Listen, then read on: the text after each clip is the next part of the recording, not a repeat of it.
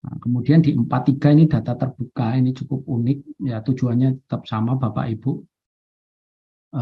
ruang lingkupnya juga sama.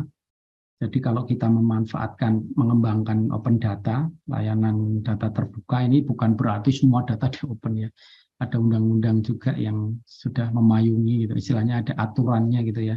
Mana informasi-informasi yang boleh di open secara publik, mana yang tidak, itu juga sudah diatur. Saya pikir yang ada di sini adalah hal-hal yang sifatnya open, yang bisa dimanfaatkan oleh pihak lain untuk menjalankan proses bisnisnya atau menjalankan aktivitas untuk mendukung layanan kepada masyarakat, seperti itu.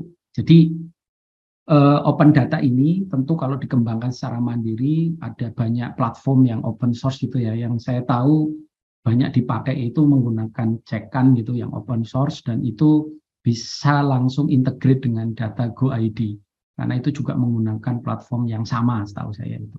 Jadi itu relatif lebih mudah nantinya untuk berbagi pakai dan seterusnya. Nah, tentu kalau mengembangkan sendiri open data ini kan banyak juga. Ya Bapak Ibu harus ngecek apakah ada fungsi interaksinya, ada transaksinya seperti itu. Apakah sudah punya analitika datanya, ada sudah mekanisme approval-nya atau belum, seperti itu. Itu perlu dipastikan. Karena ini memang nantinya tujuannya ke level yang 4-nya adalah untuk integrasi dengan satu portal Indonesia yang ada di data.go.id.